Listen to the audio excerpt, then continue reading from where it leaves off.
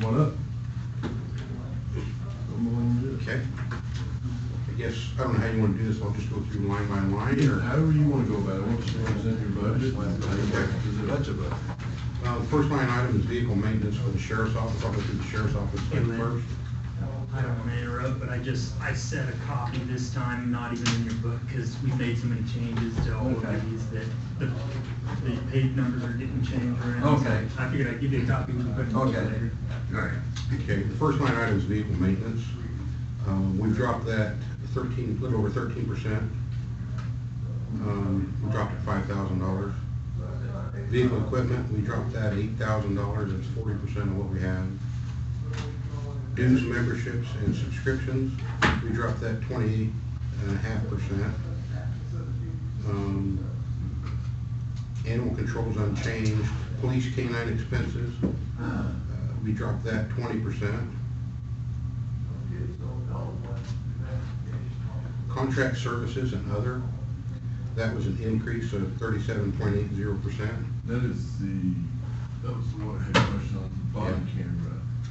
Yeah, our Axon body cameras Yeah. come out of that, but we're in a 5-year contract, Okay. which gets us 2 cycles of replacing cameras. I think both body cameras and 2 body cameras replacement and 1 vehicle replacement, right? No, it's one of each. So that's 2 One of rounds each. of body cams and dash cams. That's a yearly, every year charge. I think it was 80,000, right, or 60,000. 60, I think And that's a yearly deal. That was my curiosity. It's like a subscription, and then they just keep replacing units for you. Well, rather than buy cameras every 3, 4, 5 years when they come in, we entered into a contract, so when the contract every 2 years, I think, or 3 years, we get replacement cameras.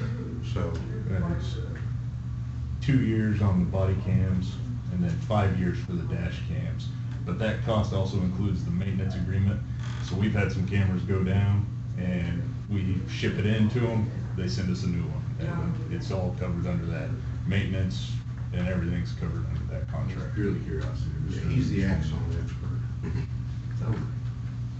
Know it. Travel, training, and registration, we dropped that 11%, down $3,000. Telephone and internet, that was unchanged. Uniforms and maintenance, we dropped that 20%. Office supplies, we dropped 28.5%.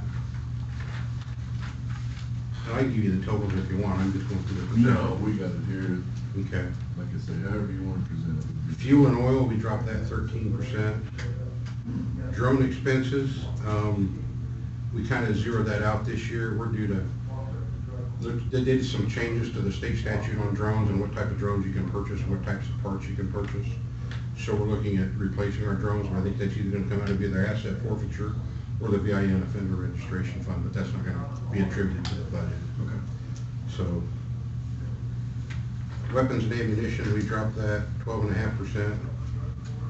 Less than lethal weapons, we dropped that 66%. Miscellaneous expense, we dropped that 25%.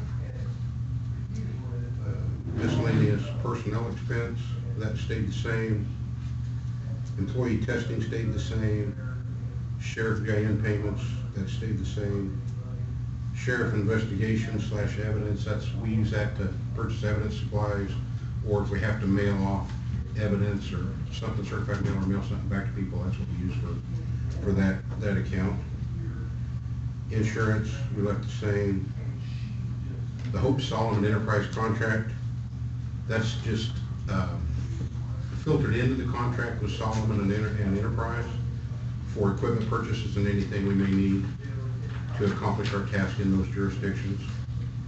Real quick, we'll back up. What is personal services? I can't remember what the You know, Personal. so I just realized, I've been trying to separate operations. When I printed those, it actually has your personnel numbers in Okay, there is as that well. what that is? Yeah, Okay. so I- Jerry probably doesn't have that on his sheets, because I was trying to separate operations, but you're gonna have personnel on there now. I just realized that as I flipped through here, so those personnel line items are not currently what we Okay. planned on, Jerry, covered.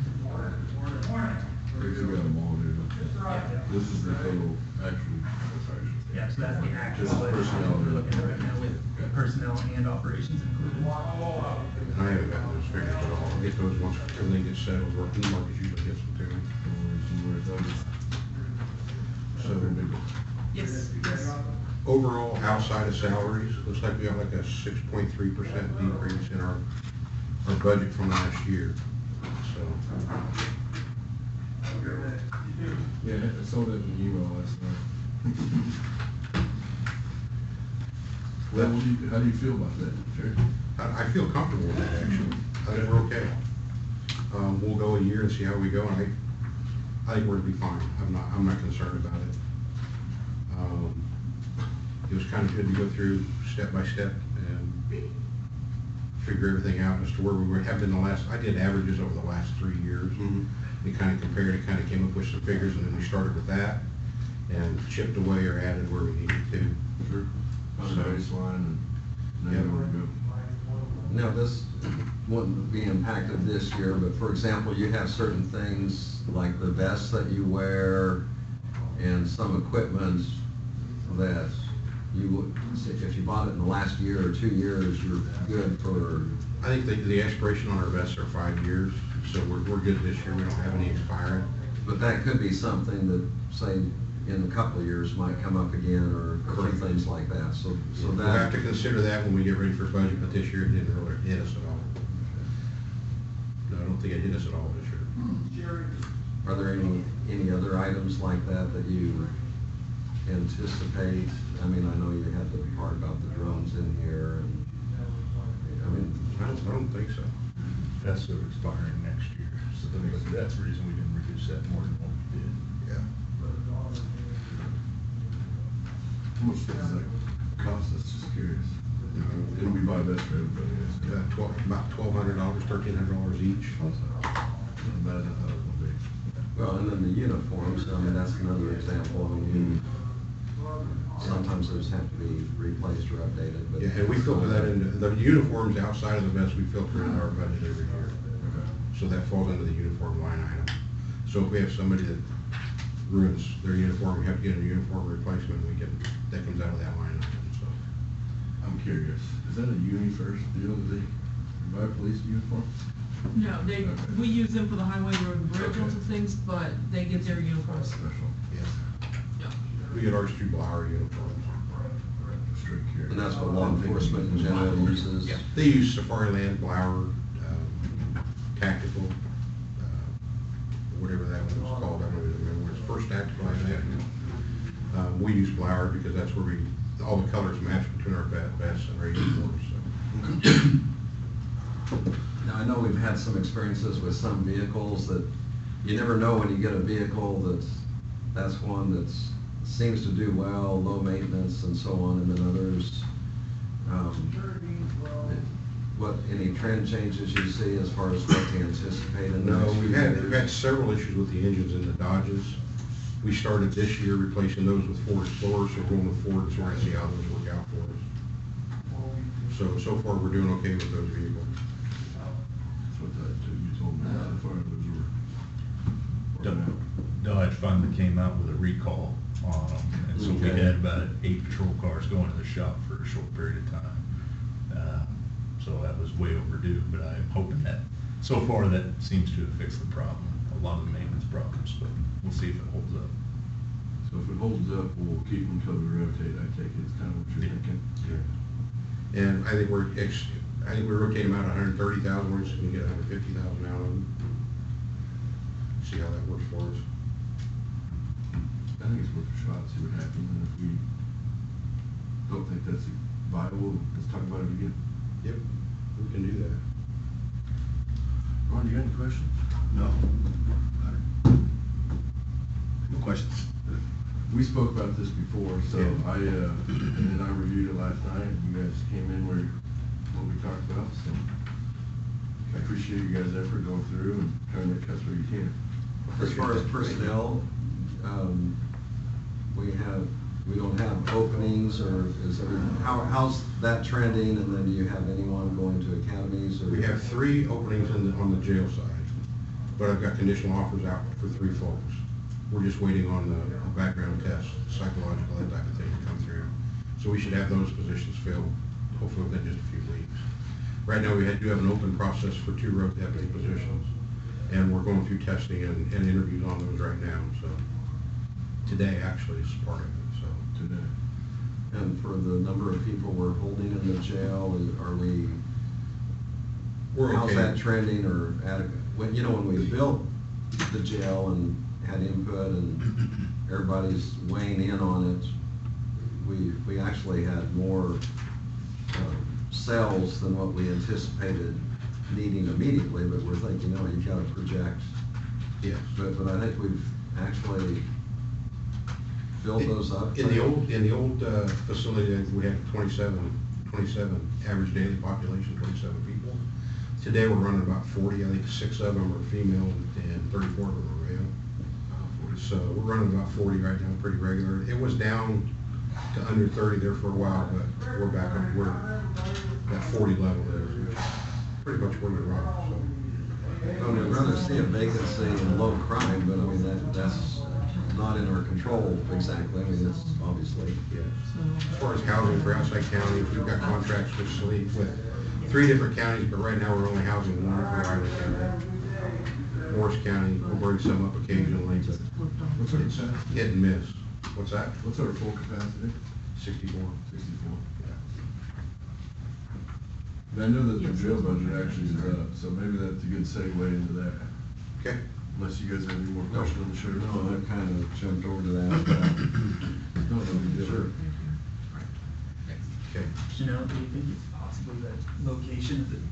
Because that microphone's supposed to be picking up its voice if they're not hearing it at the time. I'm just wondering if we need to just shift this a little bit so that he's speaking that directly. Yeah, but the cord's on, Dustin's coming up, so we'll see. Get you a little bit closer to us. Do I need to speak louder? He knows he's supposed to Does that be help? getting, no, the No, we need microphones to are get a not. mic on that stand. Okay. But he's working on that, so.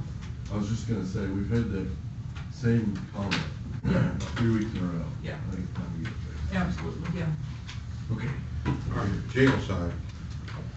I'll just go through the line items like I did on the sheriff's side. Vehicle maintenance, we dropped that 13%. Vehicle equipment, we dropped that 40%. Dues, memberships, and subscriptions, we dropped that 28.5%. Wait a minute, I'm on the wrong one. I was gonna say. Yeah, that was just a redo of the first one. But then I thought we were gonna cut it and all that. Oh, wow. Okay, this one says jail on it, so I think we're pretty close.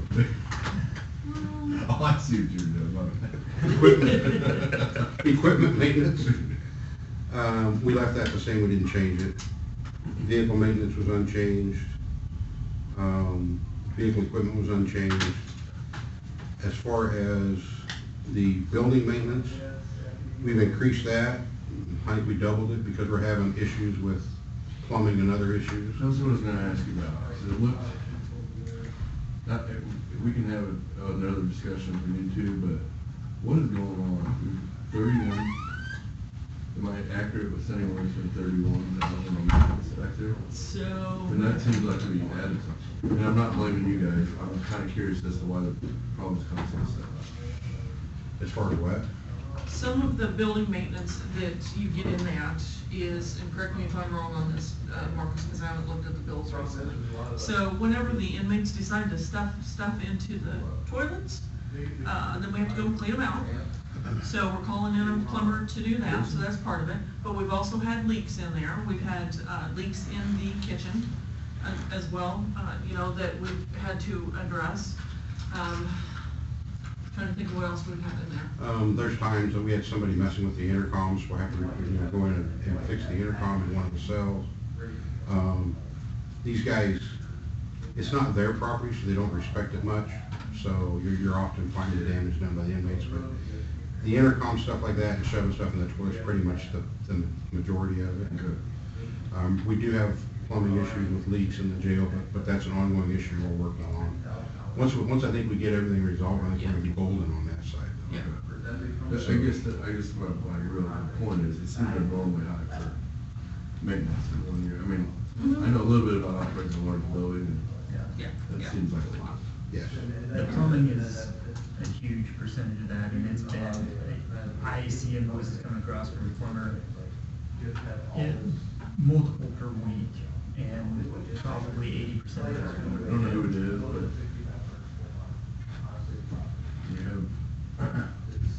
we have the right guy for the job, I mean, we're getting it fixed, like. I'm not trying to run the confident, plumber. I'm confident in this plumber, he seems to be really sharp and know what he's doing. And he's willing to do the research and go the extra mile to get something. I think he's just playing catch up because of problems that were basically with the install.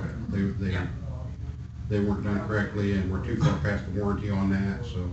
You get my fear, I don't want We're trying to to catch up. paying $30,000 and building something. No, I have full confidence in this plumber, I truly do, I really think he's sharp. Okay. He's actually replacing the original installed equipment back there. Is that All what the it's check called? valves went That back. checks out. Yeah. He had I to just thought, is replace he it. coming back and we got the same problem? Yeah. Like, that's. Yeah, and I think we're doing it in phases, we had to shut down our facility Yes. over the weekend one time. Thank you. We're gonna have to do that again and move all our inmates to another facility. But, so we're doing it in stages. Hopefully by the time he's done, we got a plan. He actually consulted an engineer as well, so Okay. I think we're on it pretty well. I just wanna. No, 100%, yeah, because this has been an area of It's like a frustration nightmare. And that, a long time. I'm living the movie The Money Pit. Yeah. Well, that's what I saw. 2 going on, weeks. I guess, so.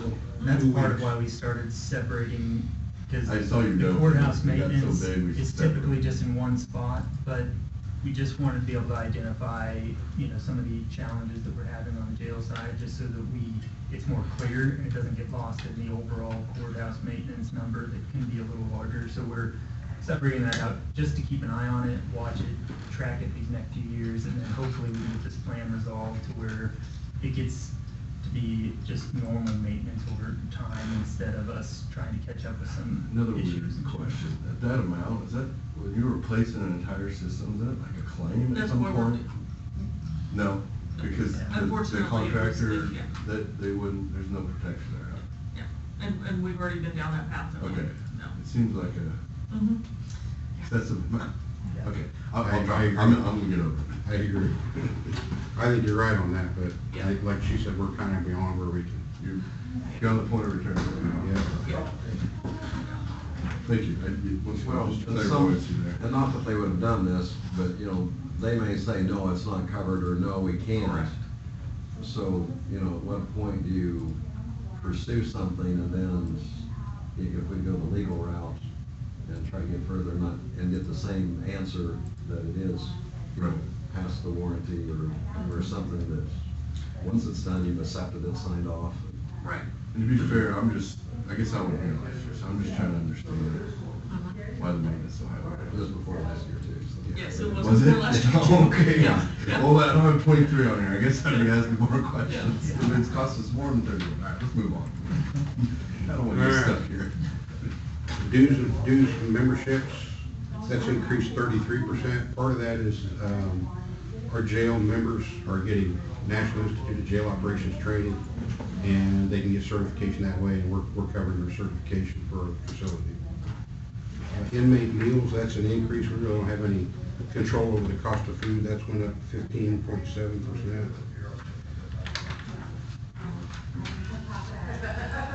And we did go out a little over a year ago with a request for proposal to take bids for different vendors, and we got this vendor out of that process. So we're happy with the vendor, that the inmates don't seem to be complaining about the meals like they used to be. So I think everything's getting along well with this company. Jail out of county housing, we didn't budget any money for that because we don't house out of county. If we do have a conflict case or something, we can maybe swap out with McPherson or Morris County or Saline County. They house one for us, we'll house one for them. So it kind of evens out that way. And then we had a female that had a conflict, and we had her in McPherson for a year. And we just housed one of their inmates, so. Contract services, we dropped that 28.5%. Travel, training, and registration, we dropped that 20%. Telephone and internet's kind of hit and miss on how much it costs. We dropped that 75%. Real quick, what is the Tyler tech? Tyler Technologies, that is the software, the jail management software that we use to book in all the inmates and manage all their movement in the facility. It's the software program. It's an annual fee. As soon as what's on the computers, we're back there and do Sheriff uses it, dispatch uses it, so, yeah. no. all. What's going on? Just curious. If the public would have known, they should have bought their stock about 3 years ago. They serve everybody, but They're continuing to grow into other branches, into other agencies, other areas. it's a publicly held company, but. They even offer services just like CIC does. Okay. Yeah, they're I'm gonna- ubiquitous. Yeah, I know Abilene is using their CIC management software type. They're kind of at the top of that area. Yeah, in court. Nation International. Odyssey program is a Tyler product. I mean, Grace's it's- office, yeah. they're almost everywhere, so. Once again, I was just, Yeah, what's time to take yeah. Yeah, we can talk as long as you want, as long as I can cut into John's time. Well, we're getting 9 minutes till. Okay. Uniforms and maintenance, we dropped that 30%. Office supplies, that went up 11%. We just don't know how that's gonna work for us, what we need every year as far as to run the place. Fuel and oil, we dropped that 50%. The next line item is transports. We're handling in-house transports, like in-state transports with our facility. We also arrange for the extradition from other states, and we arrange for all of that transport, but that's gonna be coming out of a line item in the county attorney. The reason we switched that is because the county attorney is the one responsible for prosecuting, and he's the one that says, go get this person or go get that person. I have no choice as to who we go get and who we don't go get. So we moved that under his budget, but we still allowed a transport budget under our side. One of the good things about it is there's a Northwest shuttle that's run by the sheriff's offices in the western part of the United States. And we just became a part of that officially 2 weeks ago. But basically, we can have an inmate in Oregon that we need to bring back, and we can activate this service, and from sheriff's offices all the way from Oregon back here, they'll arrange for free transport between agencies. It may take a little longer to get them back here, but that transport's absolutely free. So rather than paying $6,000, $4,000 for a transport service, we get it done for free. Now, part of that is if they've got an inmate in Shawnee County that needs to go to Utah, we may go to Shawnee County and pick them up and drive them down to Ford County, and then they hopscotch back that way. So it's gonna save a lot of money. It has saved a lot of money. I think Gordon, the guy that talked to us, said he saved either 17 or 18,000 just in the first few months on transports using the Northwest shuttle. So it's kind of there's no contract, it's just a handshake agreement. It works really well. And they've been in business, I think they're like 46 years they've been doing this, but we just heard of it a couple of years ago. So how many, do they cover the entire US? Or No, is it just? it started how many in, states? I think it started in Oregon, just as an intrastate thing, and then it just kept growing and growing and growing. So I know it goes as far east as Montgomery County in Kansas, Okay, so and I think there's maybe a Missouri or couple Iowa. agencies in Missouri, but they're trying to get it nationwide. Mhm. So it's such a huge deal that they're having a conference, I think, in July or August, the 46th annual Northwest Shuttle Conference in Missouri. So it's quite the program. It's really kind of neat the way it works. And you guys started that this year already? or- We've been doing it for a year or so, but we just now, Kelly, my transport gal, just got trained on how to activate the service, so she doesn't have to call Ford County every time to arrange it. She can arrange it herself now. Okay. So that's a huge win for us. Jail and kitchen supplies, we dropped that by 50%. Inmate supplies, we increased that by 53%. That's where we buy our inmate shoes, bedding, uniforms, that type of thing. We did have an agency that had several extra shoes here several years ago, and they just gave them to us. So the shoes kind of wear out. You just got to replace them on a regular basis. So that's why there's an increase there. Parts and supplies, we zeroed that out. We're not using anything in that budget. Jail janitorial supplies, we left that the same. Weapons and ammunition, we lowered that 50%. Miscellaneous expense, we zeroed that out. Miscellaneous personnel expense, that's zeroed out. Employee testing, we don't have any decrease there. Inmate medical costs, those two, the next two line items, inmate medical costs and inmate medical supplies, were moved from the general fund to my budget this year because it's more of a sheriff's office function than it comes out of the. And they were in administration, we moved it to jail. Anyway, so those, that's $90,000 added to the budget there, $70,000 for medical and $20,000 for the medical supplies. So overall, it looks like about a 30.5% increase in my jail budget. That's filtering in the 90,000, so. What's that? Yeah, without that. It's only up about 2%. Yeah.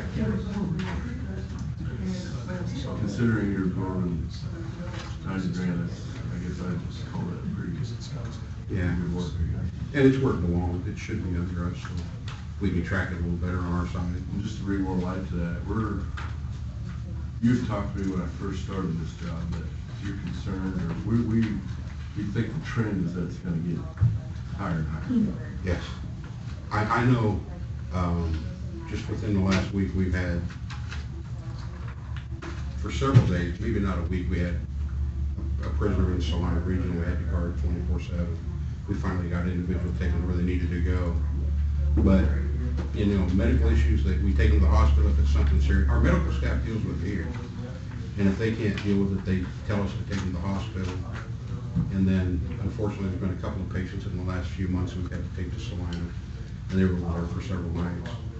So, And obviously, we pay for that. we pay for that, but we do ask if they've got any insurance, so we can bill their insurance first.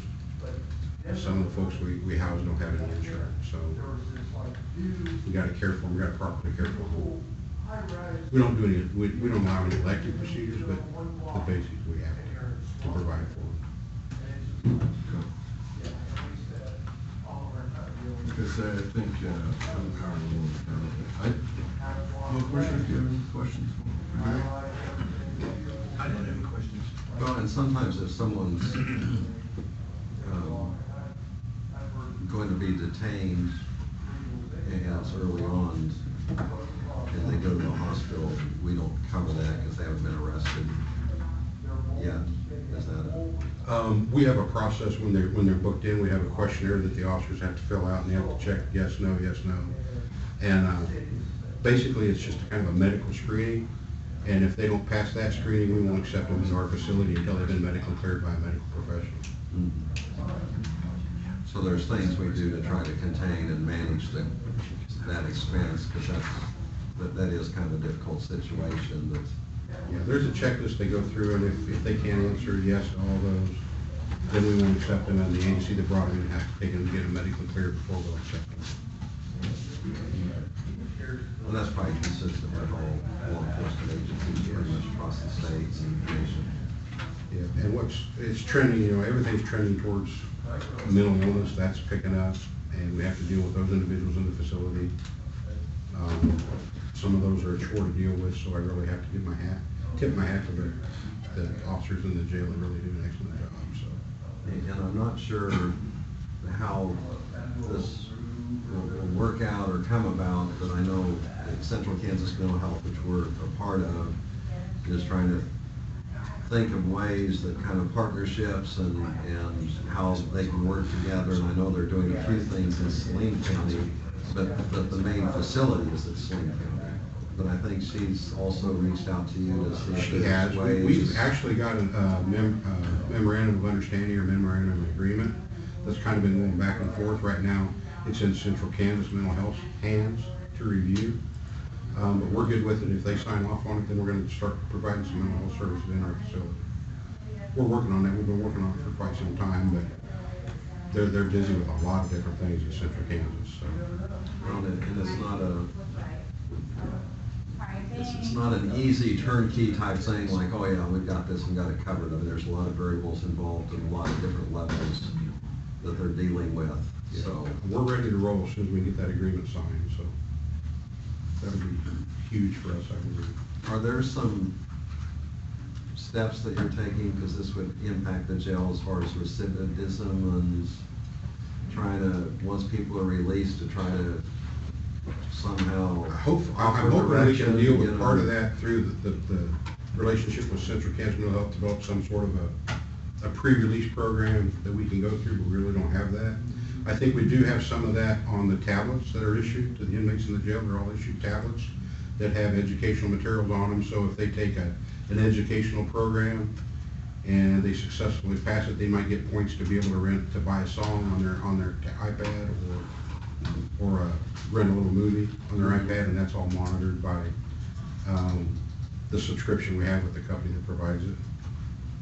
And that's, the tablets aren't free, they have to pay a fee for their services to use them, so it works out well for us. But there are programs on there for reentry into society after you're here. They have domestic violence, anger management type things on there, different things like that. I just talked to them last week, and I'm hoping to get a comprehensive list of what they have access to specifically. So there's a lot of things on there for them to do to better themselves. Well, I mean, it's helpful for them, but also it's helpful for the facility if we don't want to have a revolving door, and yet some of that's inevitable. I mean, that's what we're dealing with. Yeah, you can look at the inmate roster today, and there's a lot of names on there that were there a year ago, so that's the way it works. But I tell you, working with Recovery Court and those type of programs that help reintegrate them out into society and give them jobs and stuff, some of those folks in Recovery Court we haven't seen again, so that's huge. I mean, that's good for everyone, the community. It's good for that individual, their families, and you know, I guess if there's one or two at a time that you help or somehow help turn around, it's worth the effort. Yeah. Ron, you got any questions? No questions. Any other issues or concerns, let me know. I'm just across the hall. Oh, you used John's lost 2 minutes. You're welcome for those 2 minutes. Sorry, John. Thanks, John. Yes, John? I'm up. So just FYI, we're still having issues with the sound, obviously, but we are recording it, so it will be able to be posted. We apologize for that. I'm not sure why we continue to have this issue. Is there like a notice that goes on the screen where they know, so they're aware of that Yep. situation? Yep. Good morning. Morning. John Holcraig, Health and EMS. So, it's a pleasure. I gotta tell you a little funny story. The other day I went home, I got home from work, and my wife gave me a little sheet of paper. She said, I found this in the door. It was a little blood red card. It said the county appraiser had been here, visited your residence. And I said, well, you know what that means? And she said, yeah, we need a new dog. So- Oh, I'll tell Lisa that, John, Tell her so that. we'll have to go out Tell again. her not to come out again. We got a new dog. I can hear them laughing down the hall downstairs. So anyway, we're gonna start out with the health department budget first.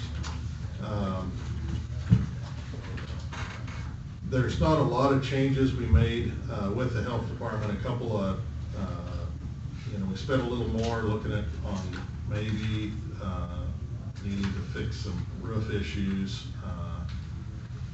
And then part of it was just the way that it was initially built, where when the venting system, when we get snow from the north in the wintertime, it blows in that vent and collects up on the ceiling, and then of course when it melts, it comes through the ceiling. So we did put a little money in there for that. If we have to have our roof repaired for the hail damage, then we may look at doing that at that time as well. So other than that, software, we had to leave that about the same. Champ software, that's what we use for not only our billing system, but our documentation on the health department side. And that's going to continue on. Travel and training, we did add some money with that because we did hire a new WIC nurse, and that's going to require some away training for her to get up to speed on that. So we did have to add some money from what we previously had on that. Looking at some of the others, it just kind of looking back and going more in line and saying, hey, where can we cut? Is there something we've over budgeted in the past, and review what we've done. And so we're able to save on telephone and internet, some utilities a little bit. Of course, that's a gamble. You don't know what's gonna happen with that, so we kind of, with their prices, we're subject to that. A rabies test, we haven't had any that we've had to send off, and that's cost.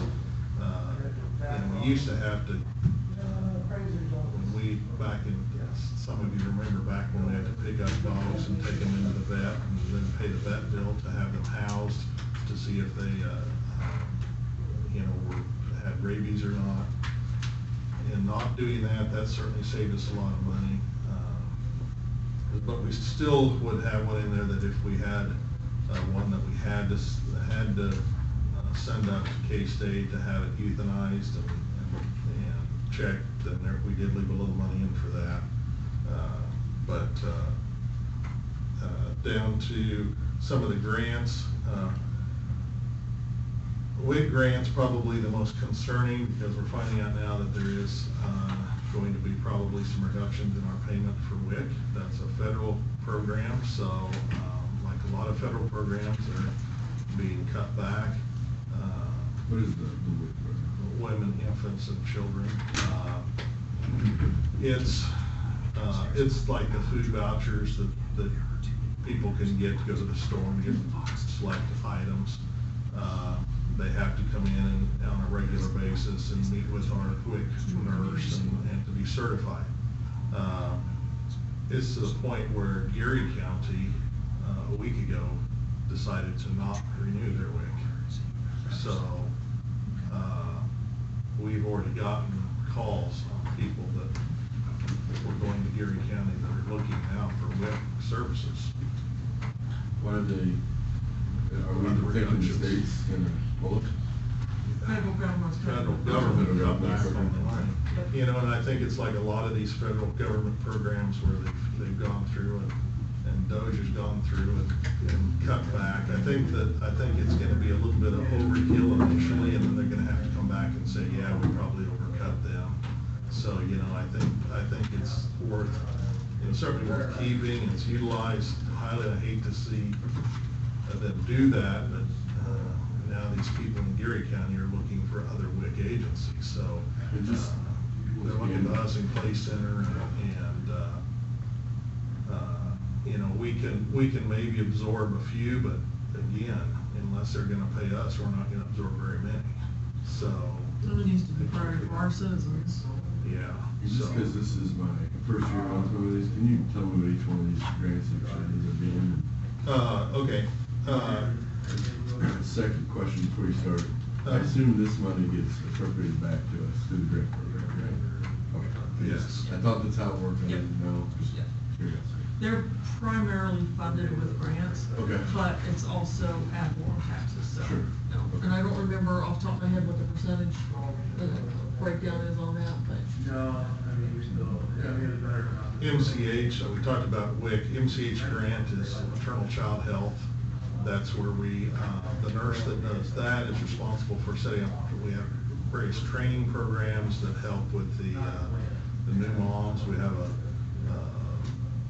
new parent class occasionally that we have that's open to moms and dads as well that can come.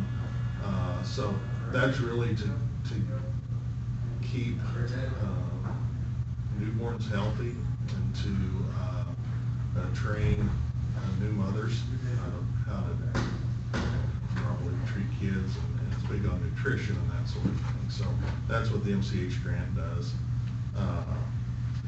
The CDR grant, they're not renewing. We talked about the WIC grant,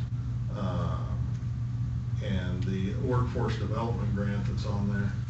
That's a new one that we've got, and that one, the gain that we can have out of it, it was somewhat limited to what they could use it for, but it is being utilized by us in community health worker. We do have 2 people in the health department one that is already certified as a community health worker, the other one is finishing up training on that.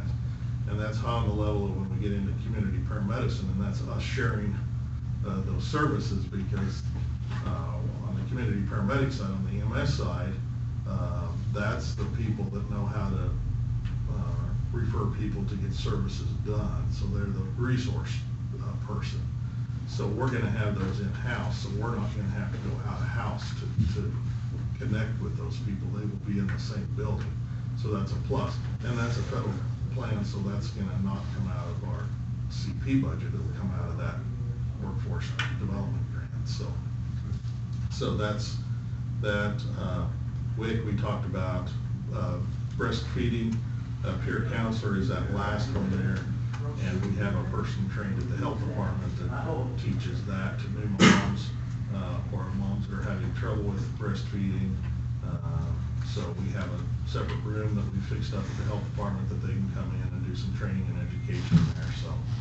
Is that a part of WIC as well? No, it's separate from WIC. Okay. Yeah. I just didn't know.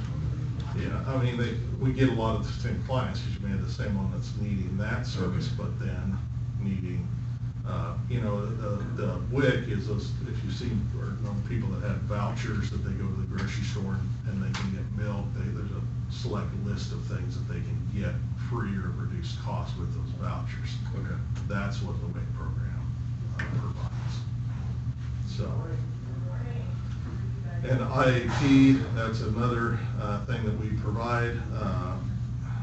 It's immunization action plan. That we don't utilize much anymore, for very few dollars in that, $80.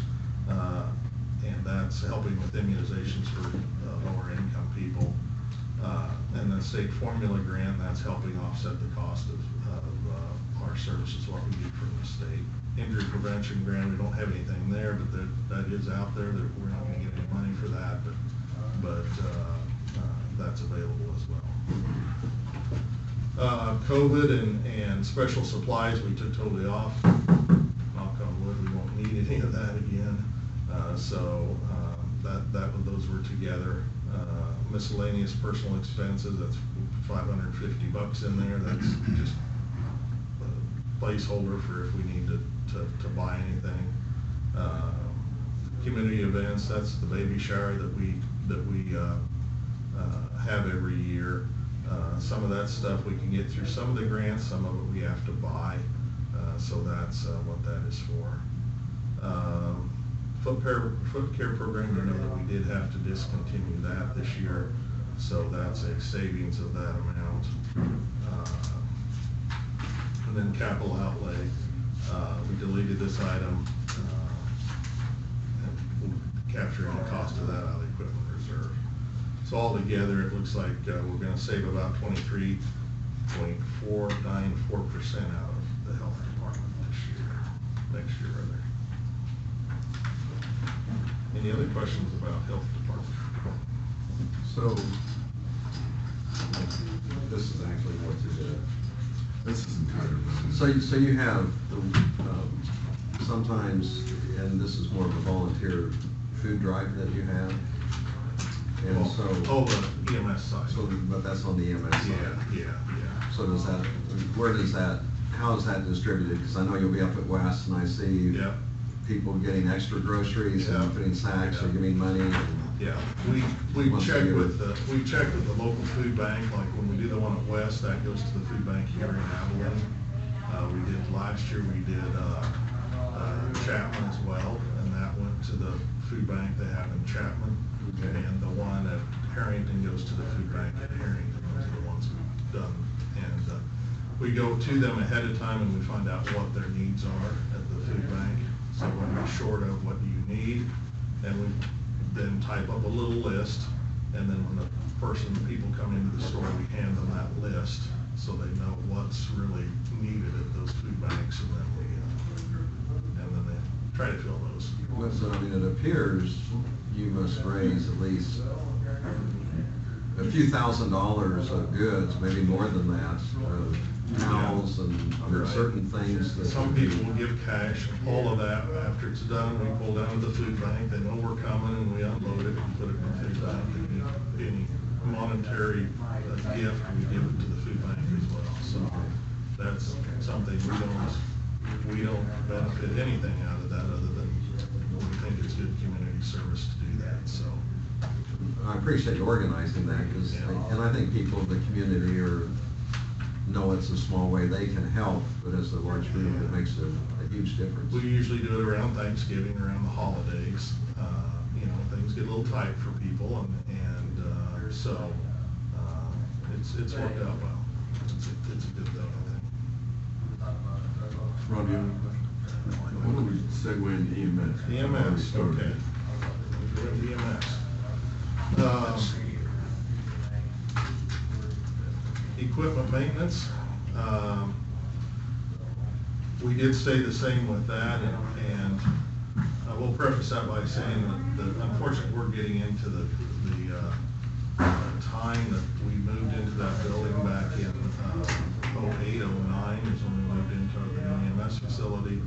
And so that means that we're into it about 15, 16 years, so that means some things are gonna start being replaced. One thing that's coming up that we know is gonna come up is door openers on our bays. Those aren't cheap. We're gonna have that expense at some point. We're starting to replace some of our first appliances that were in there. You're talking about the actual motor, right? Yeah, the motor, because they get a lot of use. I mean, they get more use than your. They do go bad. Yeah, they go bad, and there's nothing that is cheap about even having those guys come out and work on those doors. It really is not cheap, so those are gonna start needing replaced. We're starting to see some appliances get replaced. You know, I pride ourselves in that our culture is that our guys take care of our building. And I think if you guys are up and did an inspection, we can see that for a house that's lived in 24/7. Pretty tidy. Yeah, we make them take care of it, and so, but it's just the time, that some of those mechanical things will start needing replaced, and so we are gonna have some expense with that, so I don't know that we can cut any more than that, and we may get into the situation where we might actually exceed some of that on some of it because of the needing to replace that stuff. We kinda left the same money in there for that. Vaccines, that was just kind of a placeholder, always if we needed to have somebody that had a vaccine for something that they, got, exposed to something and they didn't have a vaccine, we need to give them. We haven't used it in a couple of years, so that was easily taken away, so. Dues, maintenance, and subscriptions, but that's our computer programs that we need for our billing system, as well as our computer program that the guys use for documentation in the EMS department. The EMS refunds, and that is, a lot of times, insurance companies will come back and pay something that the patient already paid, so then we have to reimburse back to the patient, so that's what that is. Sometimes our billing person on the EMS side, unfortunately, is gonna retire here the first year, but she's very proficient in getting bills out and getting collections made. And people a lot of times don't know that their insurance is gonna come back or may come back and pay something, or if they file a reconsideration, they'll come back and pay it later, and then we have to reimburse the patient back, so. It's not that we pay, we just have to reimburse the money back and then get paid by a different source. EMS expenses rather, that was Camp 911, we're no longer doing Camp 911, so that was easily taken away. Safe Kids expense, that's $500 if we do stuff where we go after the Safe Kids. Primarily, a lot of that's if we go out and do a Safe Kids presentation, that's how, have games and stuff like that for kids to be safe. That's what that is. Our billing program, contract services, annual subscription for that is on there. Travel and training is, we left that the same.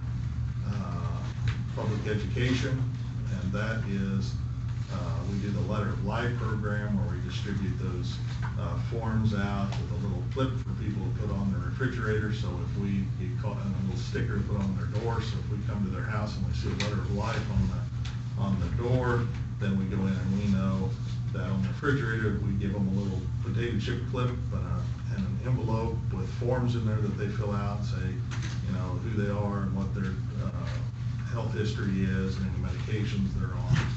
And if they have one of those, we will take it with us to the hospital. We will utilize it, knowing what they're on, and then we'll take it to the hospital with them. And then the hospital can use it as well, and then they give it back to the patient, and they take it back home, and put it back on the clip, update it if they need to, you know, if they get added any medication or whatever, then it gets updated. So it's kind of a nice PR thing, but it's a helpful thing for us as well. So that's what that is.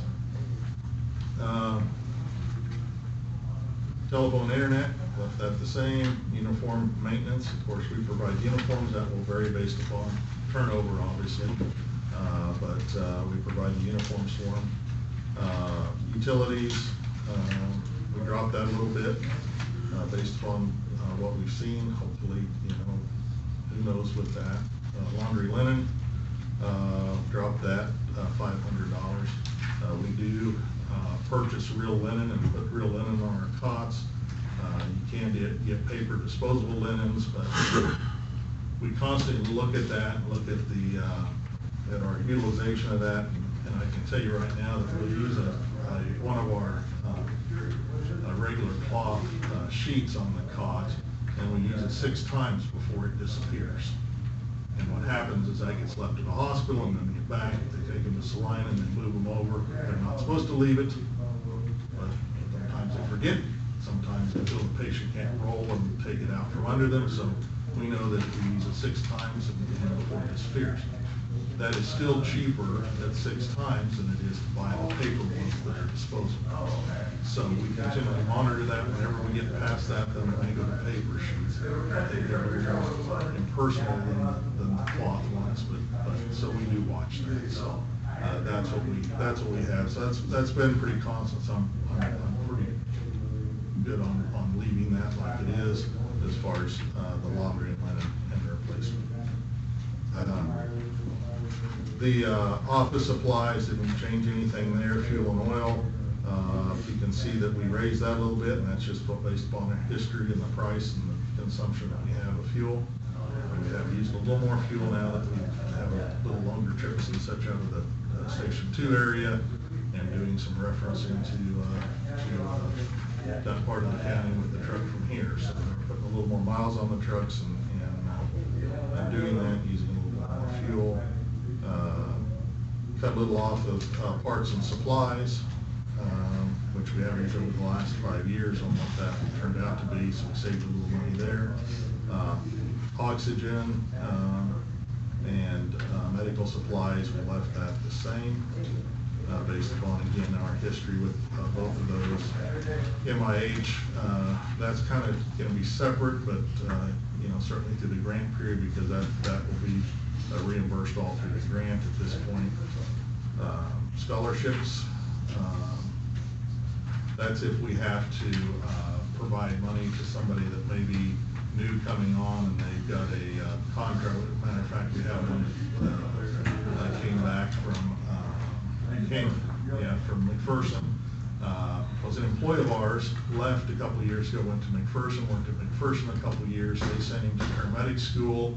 They had a contract with him to go to paramedic school, and we bought the contract out, in other words. So because he had some time remaining on it, so we had to pay McPherson, but then we signed a contract with him that he left us, then he would owe us that money back. So we got the better end of the deal because it wasn't as much as, they paid more on it than we did, and we got the person rather than them. So it's kind of, they work out that agreement. So we do that occasionally. Where are we at? Just occasionally, okay. Scholarships, and then personnel expenses is $1,300, and that's just miscellaneous stuff that we may need to reimburse somebody for. So IT expenses, deleted these items, it all comes to the IT department now, so we didn't need to carry that over to ours. Capital outlay, we have a small capital outlay there, and we just decided to delete that because, and put it into regular capital outlay, so we don't have anything there. Lease payments, collection expenses and stuff like that, we didn't need to carry those over either, so zero those out, so. So, any questions? That's the end of the EMS. That's a reduction of 9.34%. So maybe Marcus can tag team with you on this, or whoever wants to answer this, but yours is not the only department that has a significant fuel item on there, and it's necessary, and we've been getting some good competitive bids, but, you know, none of us know. We've had a nice level fuel price for quite some time, and maybe that will stay the same for the next 18 months, but that it also beyond our control could change. So how much flexibility or buffer do we have in there? Because obviously EMS, for example, can't say, well, we're going to take 20% fewer trips. I mean, when they get called, they get called. Yeah, and it's been a little different by department. We've had, so the sheriff's budget, the highway department, they actually were able, and I think that's just because past history, we budgeted a little higher on their fuel expenses, and we must have been a little tighter on John's. So then when the Harrington, I think with some of their transports they've made in the last year, we actually saw an increase in EMS. And so we're actually looking at increasing the fuel budget for John's, but on the other departments, we've actually been able to decrease the fuel budgets on the highway, and I believe on the sheriff's as well. So those are a couple of, it's kind of varies by department, but and it's more on usage than it really is. I mean, the overall cost, fortunately, has been relatively consistent right now. We're hoping that continues, but we do obviously have to project it in the future and at least consider some potential increases to make sure that we're covered in the overall budget. So we do have a little bit of a buffer there for obvious reasons, but in the event it would get significantly higher, then what's our go-to on that? Yeah, if that were the case, so that's where we have to really look at cash reserve balances and make sure that, depending on which fund it's in, that there is some sort of a backup, because if we do budget really tight on something like fuel, then we do go over budget, because we, you know, obviously we're not just gonna not go on send an ambulance just because we're out of our fuel budget that Sure. year, so we're gonna continue to provide that service. So those are some of the cases that we want to make sure, since they're in the general fund, that's where that reserve balance can come into play, that we make sure that as we talk through the rest of that and what we want to set for that cash forward or reserve balance, we'll make sure that that can cover some of those needs that could arise throughout the budget season. So the gas, do we maintain EMS internally, or do we send it off? We do. We perform maintenance on it as much as we possibly can. There are sometimes that, yeah. And then, I assume this is true too, we use the county gas, or county fuel. Correct. That we get bids on. Unless we, you know, if we make a trip to Kansas City or something like that, I mean, yeah, you they guys have to go buy it. all the way. You know, we've got I'm a sure card that- where they can buy it on I'm sure the that big heavy boat takes a lot of fuel. A little bit. Especially if you're pushing the pedal a little much on those hills, and the Flint Hills. It takes a little, we try to keep the trucks fairly full on fuel, and you know, it's a transfer situation, which most of those would be a transfer situation. We try to make sure that it's full fuel before they leave. But occasionally that happens where they have to buy fuel. And Martin's working on a fuel deal, isn't he? Or to buy So- more fuel? We only have so much capacity in the tank, Okay. so, but we take bids every time. Okay. And I know, just going back to the health department, we talked about the grants earlier, it is about 35% of their budget is covered by grants right now. Very good. And we hate to do it, but Billy's great to work with as far as working with our trucks and getting our trucks in. And he works with knows the conversion people that we get our trucks through, and if it's a little issue, they're great at doing it, and getting us right in. He understands that when it's down, It's a priority. It's a priority, and, you know, we've even called him on Fridays, or those days that they're supposed to be off, if we need a truck back up. We have 5 trucks. 5 trucks, yeah, so we've got some spares, but And then next year we'll get a new one. yeah, right, End of the year. at the end of next year, we got a new one, the first of the next year, so we'll get 2 at about the same time. Gotcha. It's, they do a really good job of that. My wife works in Manhattan for the EMS there in Manhattan. She called me last night and said she had 4 trucks down. And, they're on the same thing in Riley County where they have Fridays off through the summer. They work 4 days. Well, today's an actual holiday for, them in Riley County as well. So they were gonna try to do something, because they had 4 days where they were gonna be with 3 trucks down, and it couldn't happen, so they were gonna have to deal with that, so. But anyhow, so they do a good job for us, so. Well, any more questions? Lynn, Norm? I'm good. How long have you Training, been with us? 28 years. And before that, you were, In Morris County for 10 years, okay. so I was the director over Morris County.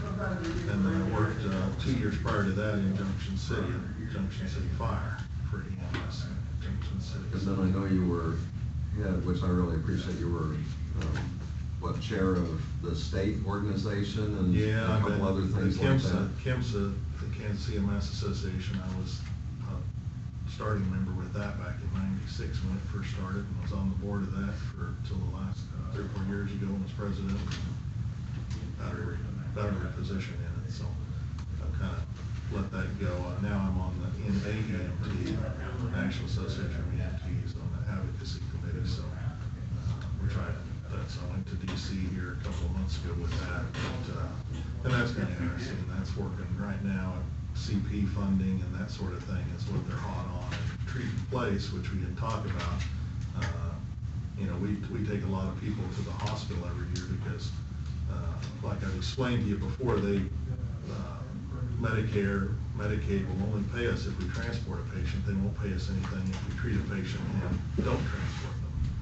And so really they're in the business not of treating patients, in the business of simply transporting patients. And we know that there's a lot of, and unfortunately, there's probably, we don't do it, but there's some places that'll require that the patient go just so they can get paid for whatever supplies they use. Well, now I think we've put our case before the federal government that it's cheaper if you let ambulances bill for that. You know, and a diabetic's a good example. If we go out and have a diabetic and somebody's having a diabetic crisis, and we can start an IV and give them IV sugar and get them back straightened around and have them sit and drink some juice or something and get them treated right there, they don't need to go to the hospital. But, and I think that's gonna happen. I think they're gonna start paying for that, Treat in Place, where they'll pay us to treat them and not transport them, because obviously if we transport them to the hospital, you're not only paying for us, you're gonna pay for the ER that's gonna give them another cup of juice and say, yeah, you're fine, go home. And they got the cost of the hospital for that as well. So I think that is gonna happen. I think that's gonna happen at the federal level. So that's one thing that we're pushing. And in the MIH, the savings in that's been shown over multiple states, and the savings to the health system with that too. And you guys know that we're getting into that, and I think that'll be a plus for us as well.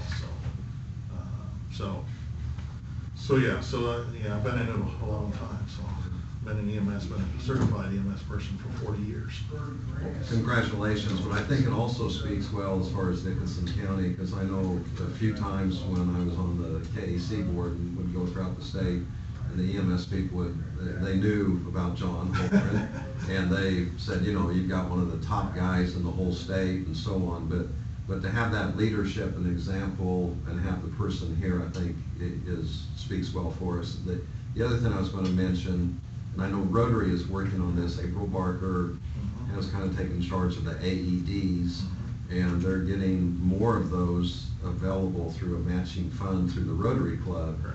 But some of that's coordinated through you, and Yeah. I have to certify the locations. April does a wonderful job. She gets them, she goes out and gets them out to these places. I go with her part of the time when we go out and put them in a senior center or something like that.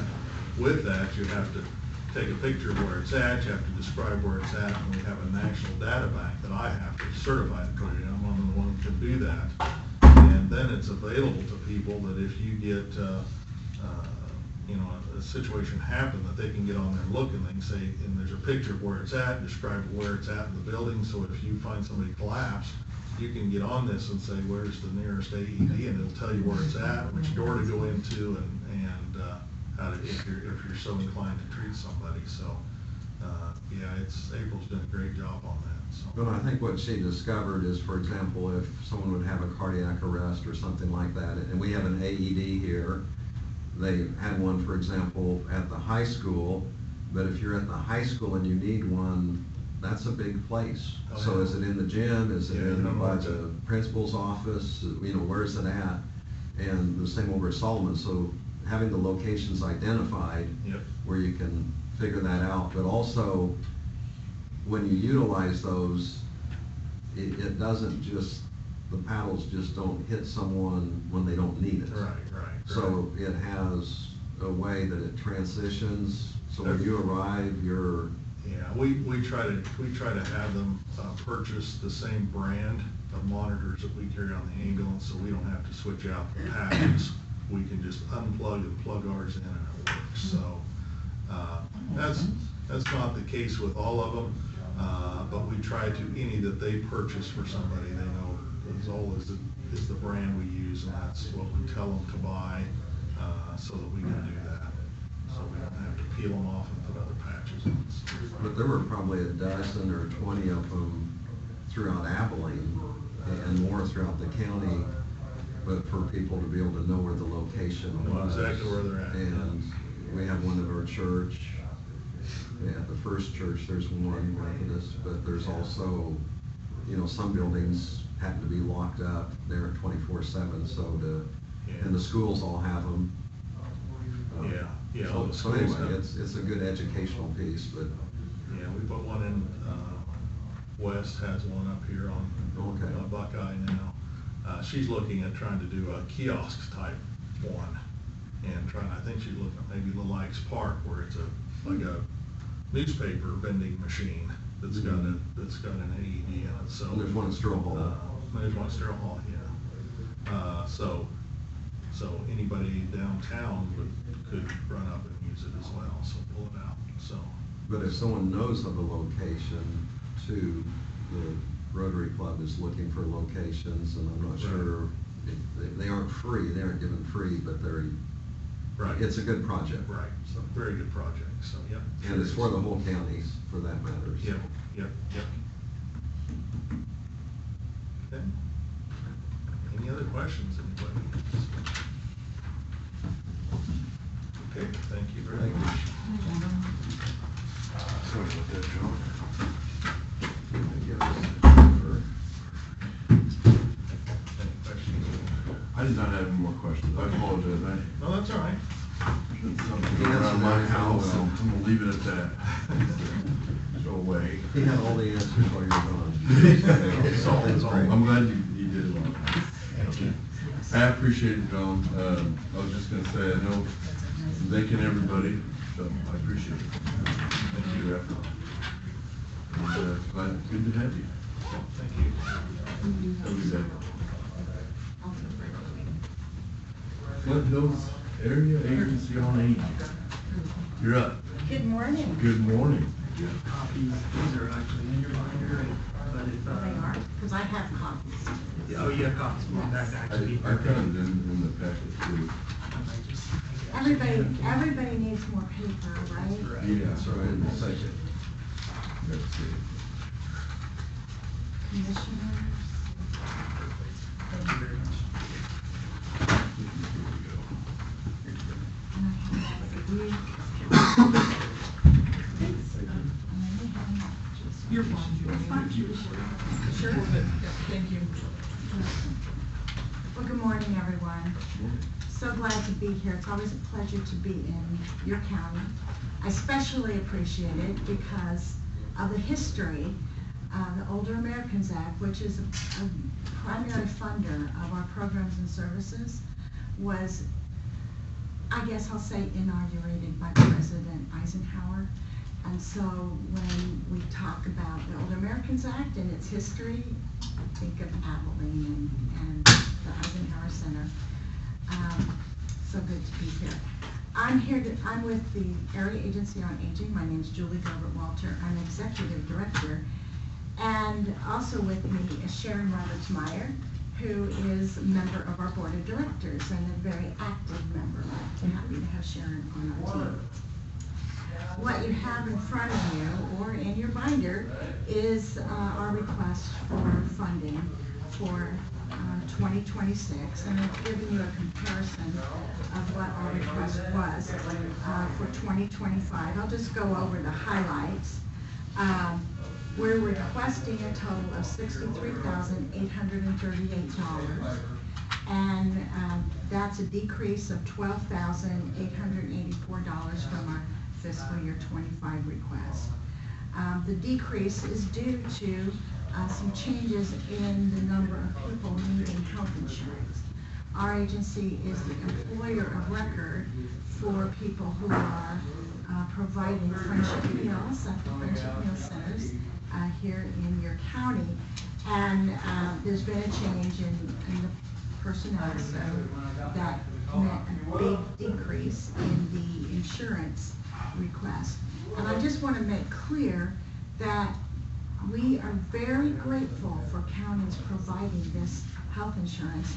The Older Americans Act, as important as it is, and it is very important for older Kansans and caregivers, it's been very skimpy funding, and not just for this year, but for a long time. It's not had increases consistent that kept up with inflation. So when the Affordable Care Act came on board online, and we had this responsibility for health insurance, we were very grateful that counties, including Dickinson County, was able to step up and help us meet this need. Because otherwise, we would have to reduce the amount of time that our services would be available in the senior centers to meet, because we could not meet their requirement. The requirement is any friendship meal employee who works 30 or more hours a week is entitled to health insurance. That's it. They're entitled. Some of the folks don't need it because of a spouse or a family member that provides that coverage to them, but many of them do. So that's why that is part of our budget request. There is also a slight increase in the amount of our request for administrative funding, you'll see, and also a decrease in the amount that we're requesting for in-home services. These are very slight, you can do the math. The in-home service request was because we didn't have as many requests for Senior Care Act or other kinds of services that we're providing to help people stay at home. And that's our whole goal. Do you have any questions at this point? Because I'll continue to provide some highlights on our fact sheet, which is also attached. I do not. I'm good, thank you. Okay. Okay, well, just some basic facts about what's happening in your county regarding the aging population. Right around 30% of your county is over the age of 60. And that's not unlike a lot of our more rural counties. And I know you are blessed with a mix of some good economic development in Abilene and some of these cities, Harrington, but you're still, in terms of how we're serving people, mostly rural. But 30%, and 21.3% of the people living who are over age 60 are living alone in your county, which is a factor to take in consideration. I'm sure the EMS people know that very well. So just to know that about your county.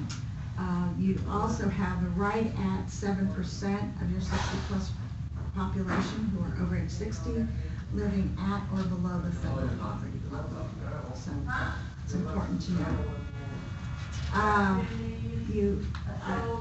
You can see that congratulations, your valuation for your county keeps increasing. Way to go. And the estimated impact of this programs and services that we can document coming to Dickinson County totals, and that's economic impact. You all went to, I'm sure, that college course, macroeconomics. Anyway, $2,686,000. And that's based on a multiplier of, I think it's 5 for this calculation, but our auditors have told us because of federal money, we could multiply that by 7%, or 7 times, not 7%, and get even a higher economic impact. So what we do, bringing services in for people who need them in your county, it adds to the economic well-being of your county. The next page just summarizes the services that we provided in 2024, and you can get a picture of those services. And on the next page, you will see, because a lot of people think, well, that Area Agency on Aging is the one that does the Friendship Meals. Some people just call it Meals on Wheels. It is Friendship Meals, which provides home-delivered meals delivered to people's homes by volunteers at noontime, and also congregate meals, meaning people dining in at the local senior centers. And you can see the senior centers that are providing Friendship Meals here in your county: Abilene, Chapman, Harrington, and Solomon. And you can also see the value of those meals from 2024 into 2023, a comparison. We are seeing trends for more interest in home delivered meals in our region. I'll be quite honest, I really think that those folks that come into the dining centers it's very important. That's socialization and mental health that comes from hanging out with friends and others, neighbors and colleagues. It's an important deal, probably even more important than it might have been in the past. COVID really did a number on our participation of seniors at our meal centers. It's gradually improving, but there's still much more work to do. But we all know the importance of good nutrition, and we also know the importance of community, and that's what these meals are a source of here in your county. We also we're paying the number of employees paid with our money in 2024, a total of 17. And it includes substitutes and drivers and other personnel. And you can see that the wages totaled more than $100,000 for 2024. Again, I think all of us are aware that when we're able to provide employment for people with real money, that it again helps the economy and of course helps people. Do you have any questions? I do not. The congregate meals, is that, I've heard of Meals on Wheels, and admittedly I don't know enough about that program, but Okay. I know the counties fund it, correct? The counties help. Well, when we ask for help with the health insurance, that's a big part of making those meals happen. Directly or indirectly. Right. System, yeah. So, but the county, I mean, it's really a collaboration. For example, the city of Abilene helps support the Abilene Senior Center. And there's insurance, there's electric bills, there's things like that have to be paid. Our agency doesn't do much of that at all in our region. it's really that collaboration between the local and the regional area agency on aging. We provide the food, we're paying for the food that's, makes the meals, and we provide a base wage for the staff at each of the senior centers. We provide, of course, we're paying for supplies, we're paying for the driver who drives the meals from Abilene to Solomon, for example, and to they also take them to Chapman. Anyway, it's this coordination. We pay that level where we're able to do using Older Americans Act resources and based on our regional policies, meaning we don't make policies that are special for Dickinson County. It's a regional approach, but we are doing that, and then the collaboration of counties, for example, in the health insurance way and in the wage supplement way, as well as what you do with the other great services that are able to help support older Kansans and family caregivers. It is a collaboration. I like to say it takes a village to help our young people grow up and be contributing members of our communities. It takes a village to maintain and ensure that there's appropriate care to keep older Kansans and caregivers well.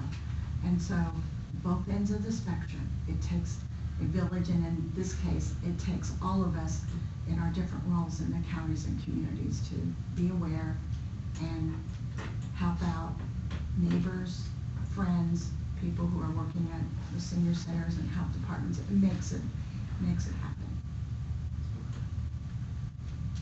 Do you have any other questions or comments? Commissioners, Lynn, Ron? I don't. Well, hey. I think what you do is great, and I'm trying to learn more about the meals. I guess I call them Meals on Wheels, but. That's okay. Under the Older Americans Act, Is that, okay. it's called home delivered meals. Now, that's a real long thing, and I'm sorry, I didn't make it. Meals on Wheels became this cool thing back in the 60s. I was a little girl then, but the hospital started delivering what they called Meals on Wheels. Those meals came from the hospital. Hospitals charged the price of the meal and went out to the different people. So that became it just rhymes. You just got that cadence with Meals on Wheels.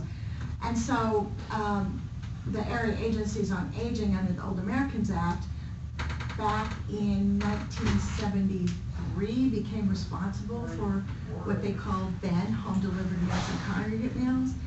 But the Meals on Wheels name sticks, and so it's okay, but that's a little bit of the history, more than you probably want or need to know, but that's how it evolved.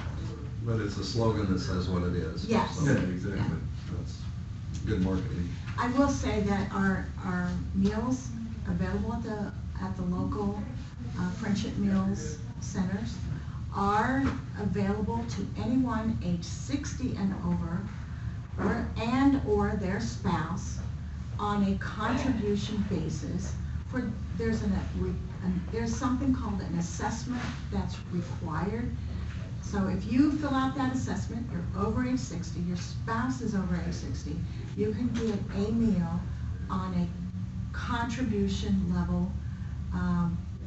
We won't turn anybody away. It's based on what people can comfortably afford. There is a suggested contribution right now that is $4 a meal. Okay. But That's gonna be my question. if people don't or can't contribute $4, that's okay. And of course, if people want to contribute 10, 20 or more dollars for a meal, that's great. And I just want to say that caregivers particularly benefit from the home delivered meals on Meals on Wheels. And you operate as a nonprofit, right? We are a nonprofit. So you can, if someone did, or if someone wanted to give you guys a contribution, They could, as a and donation. we encourage that. And what that does is help make those meals available, help us pay our food bills, help us, and it is challenging. I will also just mention, the federal budget, as I stand here today, I do not know what the federal budget is going to be for fiscal year '26. Telling people, sometimes people in our senior centers get a little worried, anxious. Telling them not to worry. I'm confident that our leaders in Washington know the value of this program and others. I'm confident that they know the importance of providing basic food, nutrition, to people who need it and might not always be able to afford it, the full price. And so I mention that to you. I hope I don't have to come back to you in a couple months and say, we're going to need some extra funding. I know your budgets are very, very challenged. All counties' budgets are. But I'm just letting you know, if you have a chance to talk to Senator Marshall, or Senator Moran, or Congressman Mann, please do. Let them know how important the Older Americans Act is and how important funding of all the different titles of the Older Americans Act is in terms of helping the well-being of older Kansans and caregivers. There's nothing quite like it. The infrastructure is there in place through the area agencies on aging in collaboration with counties like yours throughout the state of Kansas. And we are very serious when I say we do everything we can to stretch the dollars that are available to us. We're quite frugal, perhaps to a fault, but we are frugal and stretch those dollars. Any questions or comments? Well, I can relate a little bit. I have two in-laws in the nursing homes in Manhattan, and that runs over $7,000 a piece a month. So this is really At least. nothing compared to what it costs. And you talk years of that. That's substantial. And yes, Commissioner, our whole goal as an area agency on aging is to help people remain in their homes, in their communities for as long as possible. We know practically that, we need caregivers. Caregiver support's important. And sometimes caregivers run out of energy and they can't always be there. But the reality is, every day, every week, every month that we're able to delay people going into a care facility is a good thing. And we are doing that every day. The Friendship Meals Program is certainly a hallmark piece of that.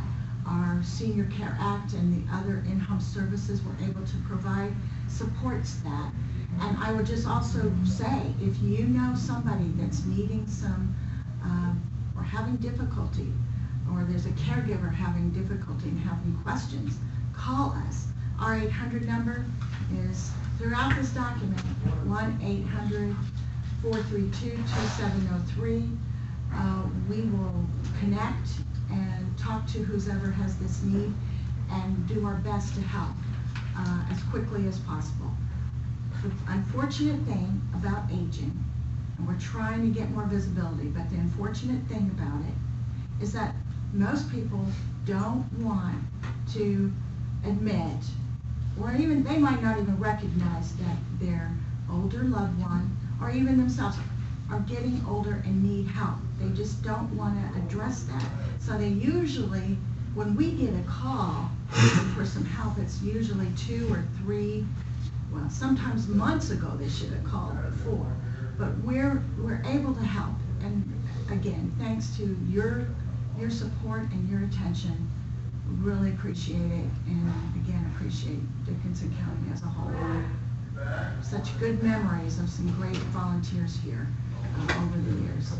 Yeah, I was gonna. You want to go? Well, we Want have me to a, leave? we need a quick break before we. I'll leave. No, I'm Thank sorry. you very much. Thank you. I just wanted to say thank you for your effort and time. I want to encourage the public, if you have the time or effort, or maybe even just some monetary that you'd like to donate, get with, and you got an elderly, everyone's got elderly parents, and everyone's got somebody So, Thank you, Commissioner. thank you. I will say we have our Sunflower Fair coming up on September 16th in Salina at Tom's Pizza Event Center. It's gonna be a great day, encourage everybody to come. $25 gets you a whole day, but mostly a great banquet. Thank you. Thank you. Have a great day.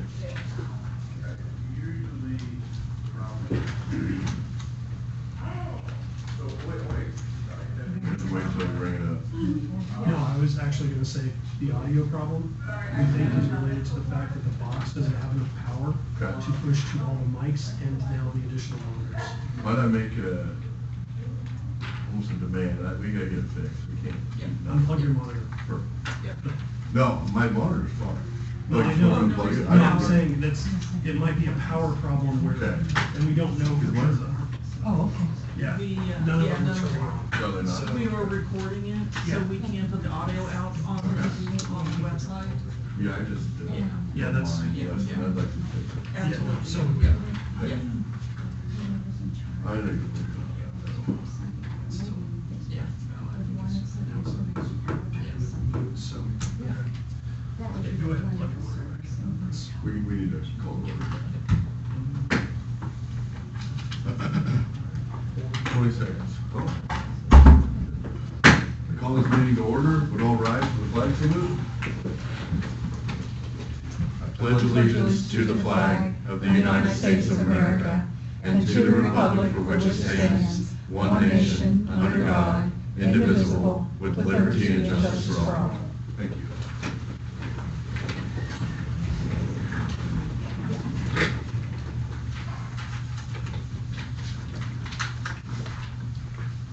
I'll start the meeting off by saying that we had a little bit of technical problems with our recording devices this morning.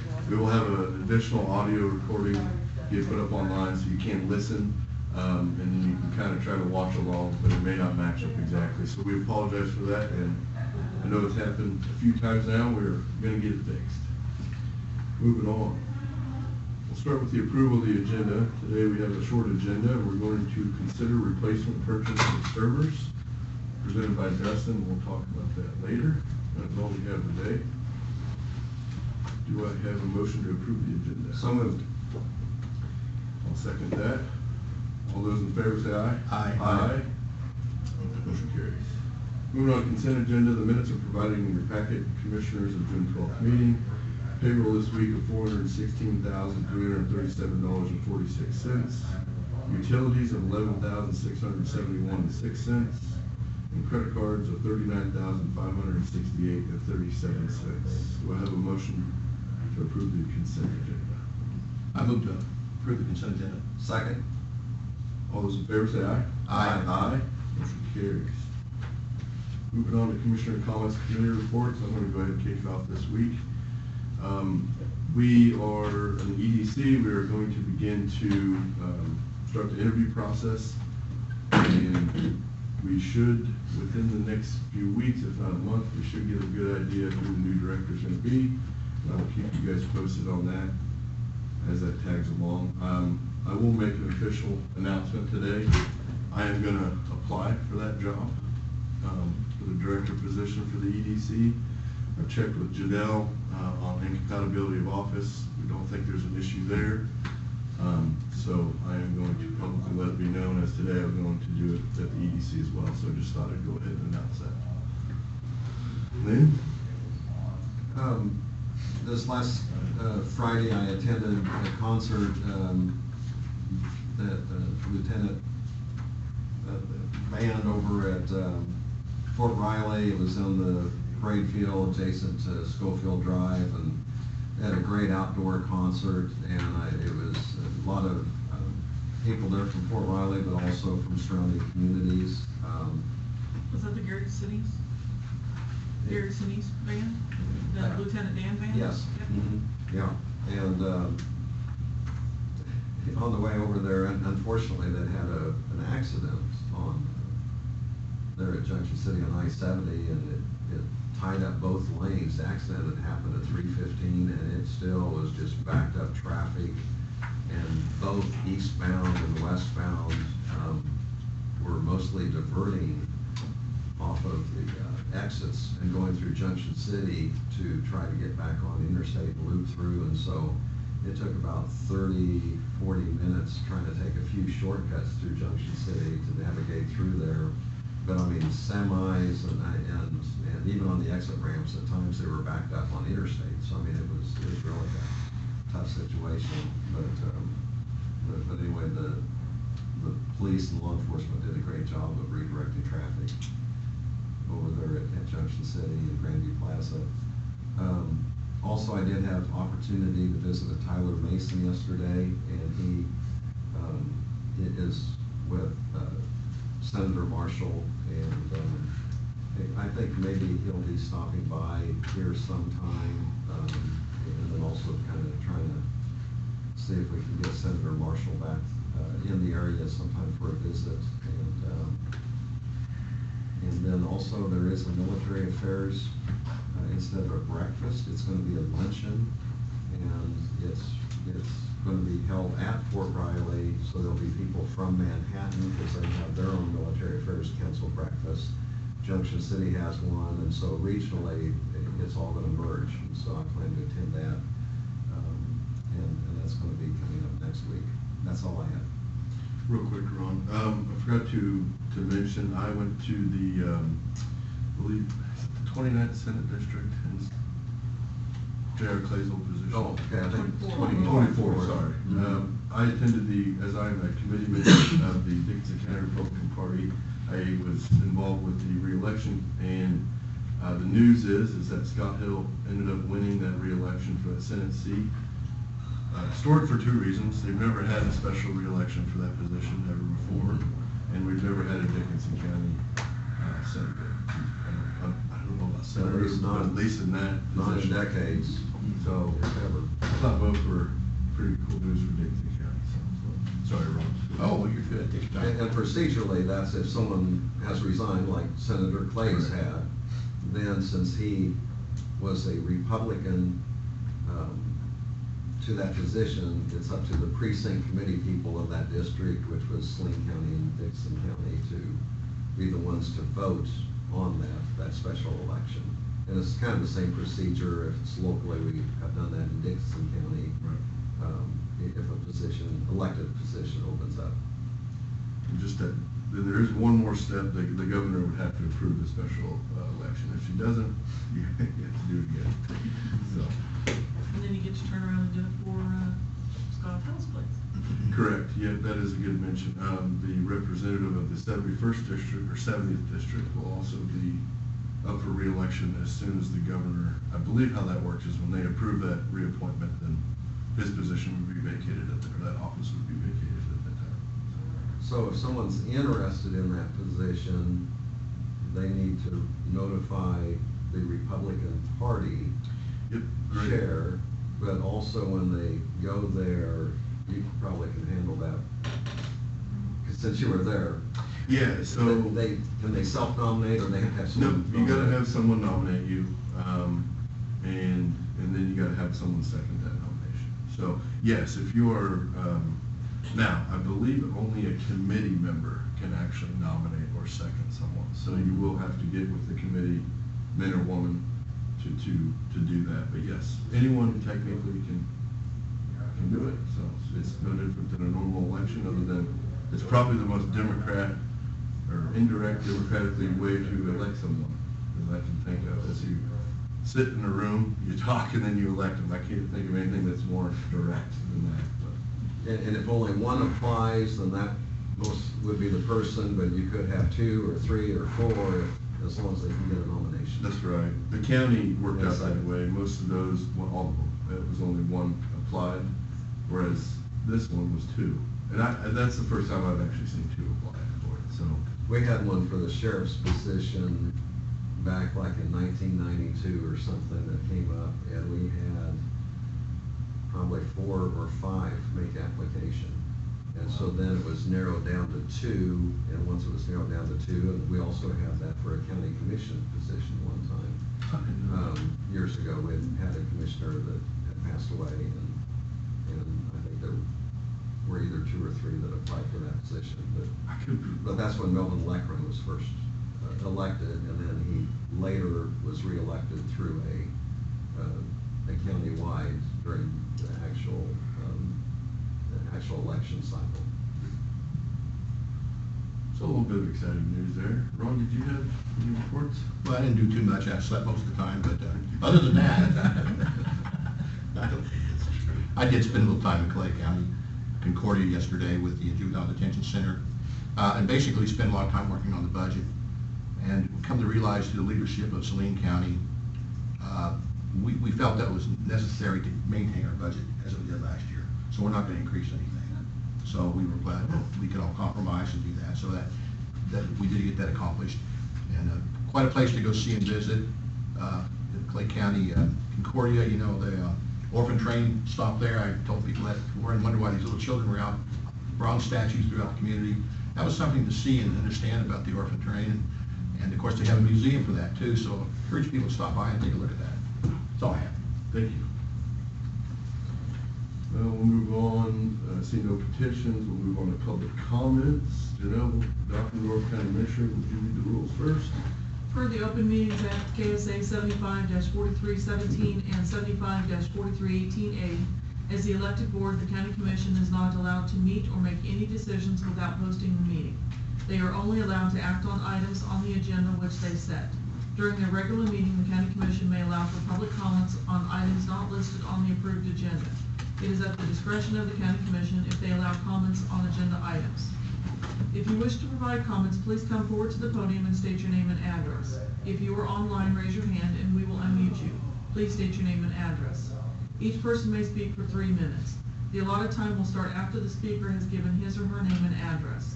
Public comments shall be addressed to the county commission only and not to the speaker or the audience. Only the county commission will be permitted to ask the speaker questions. The public comment period is not a back and forth discussion with the county commission. You should make your views and input known to them, but it is not a time to ask them questions. You should not expect them to respond to your comments. Comments may express support or agreement with previous speakers, but in the interest of time, please do not repeat the same information. You may state something to the effect of your name and address and you agree with the previous speaker. It is important to maintain a respectful, non-threatening atmosphere for anyone who would like to speak. Please do not engage in such actions as cheering, booing, clapping, insults, threats, etc. Imagine we probably won't get into that because they can't hear us. Not unless they would like to type something in the chat, but. We can hear them. But they Oh, we can't can hear, us. okay. Let me just make a note to them. Be sure.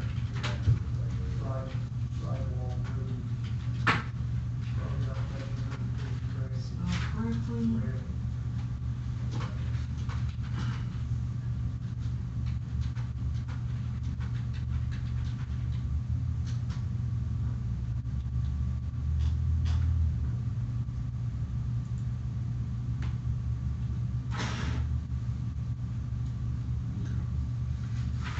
Seeing no comments, I'll go ahead and move on.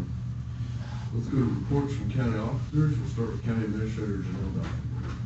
Commissioners, the Public Works Department is paving Old 40 from Solomon to Abilene. And just as a reminder, this is one lane they're flagging. We have a pilot car. Quick question on that. How long do we think that'll actually take? to get Probably till next week, back for the total distance, yep.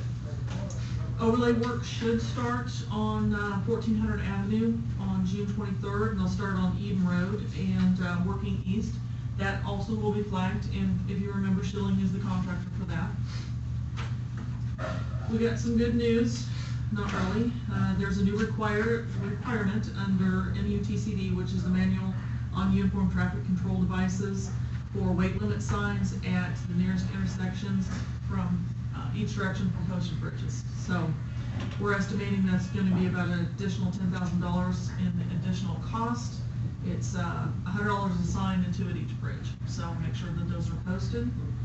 I do want to congratulate Bryce Reichman, Caitlin Messer, and Ellen Whitworth, who have completed and passed the requirements to become appraiser 2. So they completed that. That's outstanding. So that means there'll be additional duties that they can take on in the appraiser's office. And congratulations to Bradford Hinkle, who has completed and passed the commercial data collections and ag use value certification there too. So good news for our appraiser's office. They're working very hard and we appreciate that. So that's all I have. Any questions? Moving on to County Councilor Doug Thompson. Thank you. Tomorrow, we will be in Marion, the 8th Judicial District for Judges meeting, and so we'll be there for most of the day apparently, and that's what I'll be doing tomorrow. And we want to be moving forward with the foreclosures.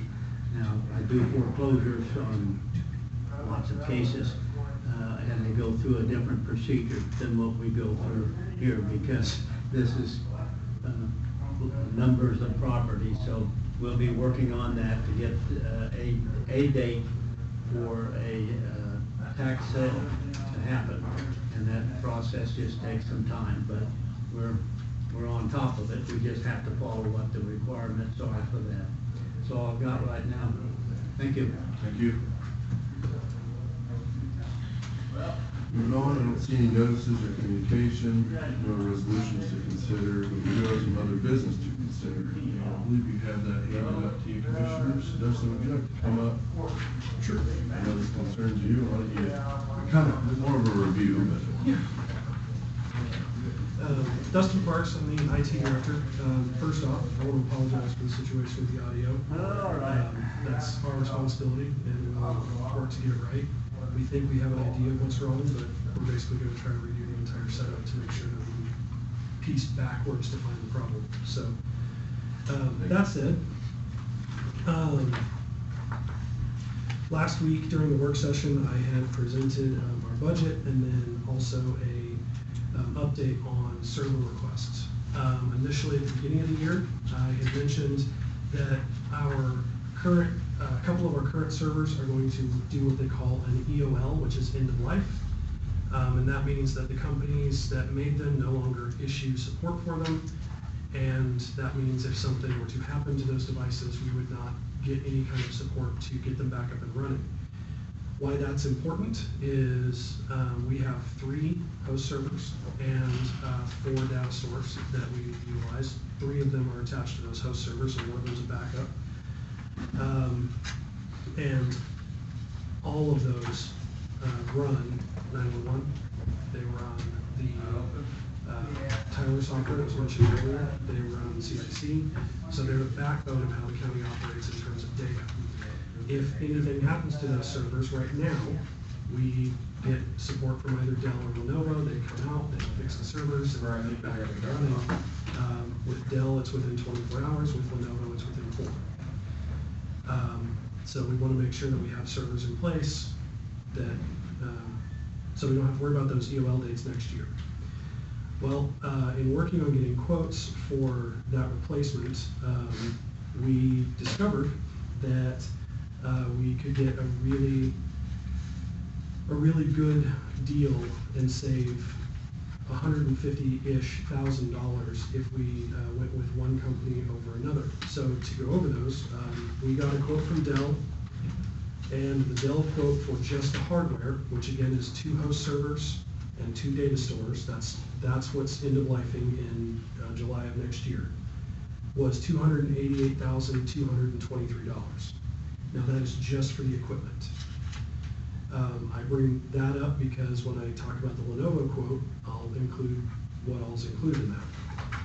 We got what they call part for part quote from Lenovo, and that means Lenovo did their best to give us like quotes for the pieces of equipment. So down to the processors, the hard drives, they are as close as Lenovo can get them to Dell's equipment. In most cases, Lenovo's are actually better, either a step up because they don't offer the same step down that Dell does, or they're the equivalent. And the total quote for Lenovo was $133,020. Again, that's just the equipment. So as part of servers, when what we call migrate to new servers, we have to have certain licensing to do the migration, and due to some staffing changes in the IT office, and the amount of work involved in making sure that those servers don't go down when we're transitioning data, because we don't want dispatch and police services to go down while we're moving data. We also had to clear out what they call migration services, which is the company that would install them would come and help us migrate the data in a live environment, because they know their equipment, because that they built it, they know it better than we do. And Lenovo quoted us, gave us information on that, and I used those numbers on the Dell quote, because we don't have those numbers from Dell. We couldn't get those numbers until we agreed to a quote with Dell. So the Lenovo quote with that service, and that means they white glove deliver, they come, they install it, they set it all up. They help us migrate the data, and by help I mean they do basically most of the work, and we babysit to make sure that if they have questions or we have to make a decision on, well, we want to make sure that this is a priority backup versus this, that kind of thing. The total from Lenovo would be about $181,420. So that is still less by $107,000 beneath just the equipment quote from Dell. And we already have one Lenovo server. That's the one that's not end-of-lifing, because Lenovo has a longer, what they call lifespan, built into the systems. And so for them to migrate the data over wouldn't be a problem. It actually requires us less licensing and less cost, because we already have one of their existing servers in our environment. When I brought this up at the beginning of the year, the big reason I brought it up was because I was applying for a grant and was letting you know that I was applying for the grant, and here's what I'm hoping it would cover. We don't know if we're going to get awarded that grant, but I wanted to make sure that everyone was aware that if we do move forward with this purchase and we do end up getting the grant, it will allow us to reimburse for the purchase. So not only would this allow us to cover the cost if we do get the grant, the amount that I requested for the grant was based on my best estimate for what this total would be, which is about $340,000. So if we are awarded the grant and we're awarded the full amount, that means we can actually expand our backups and that kind of thing to be even more future-proof than they are now. We could even probably replace the existing Lenovo, which EOLs in 3 years, and then we're set for the next 5 to 7 years, plus another server that's 5 to 7, and that's not everything included. So what the Dell quote has, just so that we're all on the same page, with that $288,000, it does include what they call their business priority service, which is next business day service on the servers, the actual computers, but then 4-hour service on the data stores. The data stores is the big one. Lenovo, 4 hours regardless. Dell's next business day, Lenovo doesn't matter. So 4 hours is 4 hours. They send someone out, or they'll remote in and see if they can solve the problem remotely, and then go from there. So that total quote from Lenovo, the $133,000 portion, the non-migration services, that included that 4-hour service. Then the migration services, the quote from Lenovo, that $14,400 and $24,600, that is from them. That's an actual quoted number. And then I also added a $2,400 and $7,000 licensing. That's a best guess. It could be more than that. It might come in less than that. And that's something that we have to purchase on our end that then they utilize in the migration of the data. So it is the Dell quote. They knew that we were going to be moving on this probably in the January timeframe.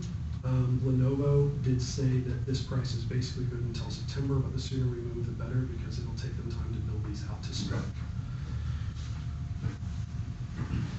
Thank you. Yeah. To me, commissioners, this is kind of a no-brainer, but you guys want to go ahead and vote on this today, or do you want to ask Dustin some questions? Well, maybe for Marcus, as far as just the funding piece of it, and if there's a recommendation from him also.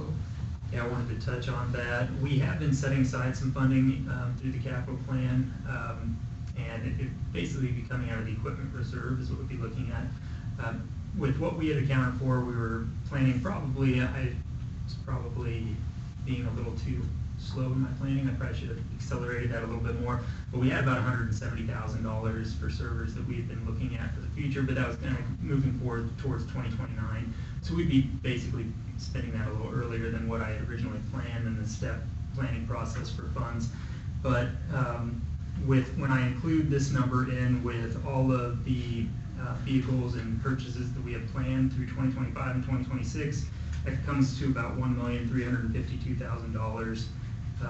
We currently have in the equipment reserve about $2,255,000. So at the end of 2026, if, barring any future transfers, which we'll be discussing in the next couple upcoming weeks as well, we'd still have just shy of $1 million in the equipment reserve fund. Now the equipment reserve fund, we do want to make sure that we continue a healthy balance there, because we don't know what's going to necessarily break down. It also helps us to save on any interest costs, because we have, by funding that properly and planning properly into the future, that saves us from having to go into like a lease purchase or to borrow funds, and it's been able to allow us to save on all of those interest costs in the future too. So we continue to monitor that. CIP flows and changes every year as things like this occur. But right now I would say that I would recommend, based on the savings that Dustin's been able to identify, that I think this would be an important enough purchase that I think it'd make a lot of financial sense for the county to go ahead and move forward with a purchase like that based on our current position. Thank you, Mark.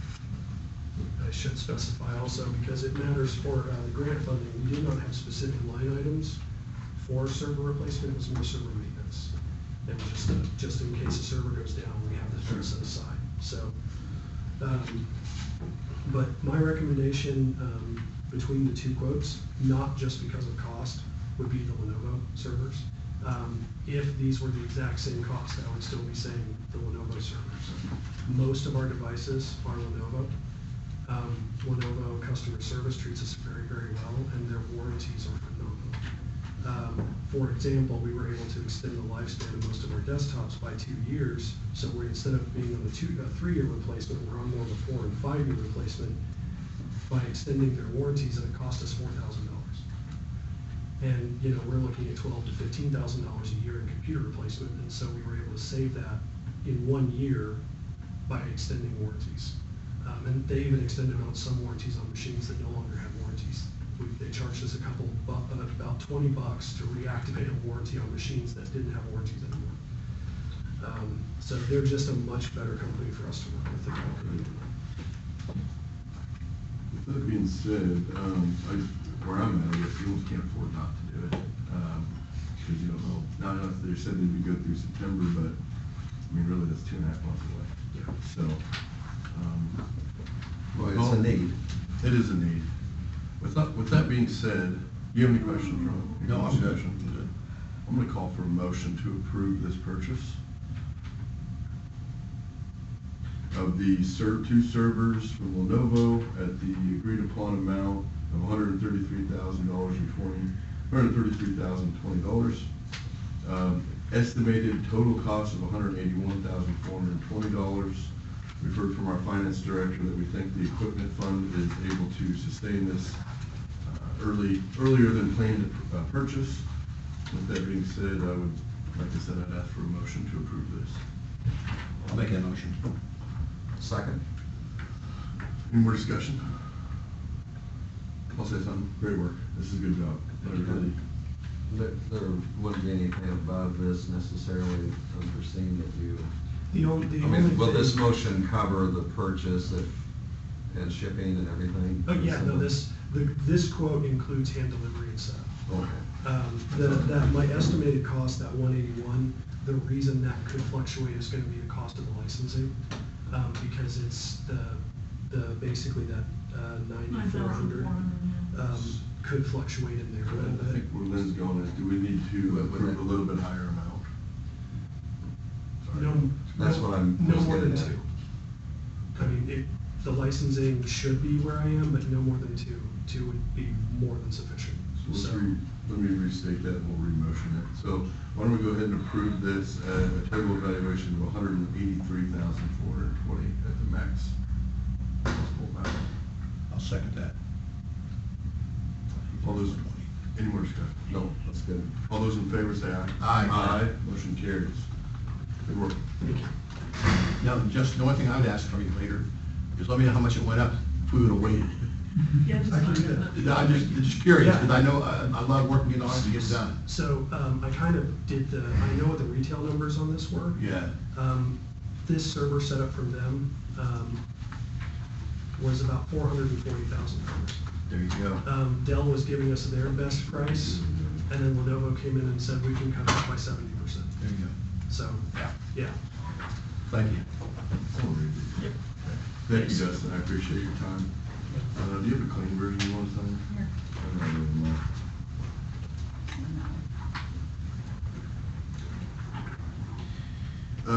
Sorry for, I'm gonna extend it just a little bit. We have two, I guess not really notices, but note updates. I'm gonna summarize, the K-Camp insurance policy is going to have a average 15% increase this year to all the member contributions. I'll let you guys should have these as well, but just kind of letting the public know as well. Our insurance is going up. I'm sure your guys' insurance went up, mine went up. So, yeah, that's happening to everybody. And the second one, It's the rural opportunity zone. okay, We are no longer a designated county. for student loan repayment program. Correct. And they denied, somebody in our county. This is Mr. Reinhardt, or Ms. Reinhardt, sorry. Right. So it was changing legislation about whether the funding for it, so that's the big part of Do it. you know So- what that's based off of? Population, yes. Yeah. It started out, we weren't in the original, we were Okay. not in that. It started out primarily for the western counties, and then they slowly expanded it, but now, because of funding, I think they've changed it back. I don't know what the population cap is, but Okay. Can this, excuse me, Go ahead. can this person apply from, in the area, in the ROZ zone, other than Dickinson County? if they live in another county, they can. They Only have if to- they live. Yes, it has to be. And I'll in say county. this, if she plans on moving back here, the community Right. center also offers a loan repayment. Community foundation. Community foundation, sorry. As long as they know in advance. Right. You can't move back here, take the job, If I remember right. and then say, oh, I meant to apply 2 months ago. It's, Right. so, but talk to Elizabeth Weiss Yep. if you've got a Mhm. question on it or. Right. It's a great program, if you plan on moving back. so. Commissioners, one thing that since we're talking about capital, it's been a request of the employees for quite a while. If we would add an additional parking lot here to the east side of the courthouse, so they don't have to cross by. And we did receive a email, Lynn and I did, from a local person about the signage, but it's a safety issue. The employees are concerned about safety, you know, so I have asked our county engineer to give me some prices on that, what that could look like, either concrete or gravel, and I'll bring that back to you, so. And also I might mention on that, back when all of the expansion and restoration and so on was going on, there were a couple of houses that were dilapidated, that were very marginal and not being used or rented. And the county went ahead and purchased those because we recognized the timing that if there ever was an expansion or a need for parking or just the green space. So there is ample space there that connects to the regular parking lots. On court days in particular, Mondays, they have municipal court here, and then if there's a jury trial, this parking lot gets full, so, and it's. And there's other people just trying to conduct business. So Correct. it's not only for employees, it's just, Right. it's a full parking lot. Right. I definitely see the need. I came here for a meeting and I scooped my price. Right. Yeah. I rent spaces at my. But if there's a train, Yeah. we're gonna have. I could have tunnel.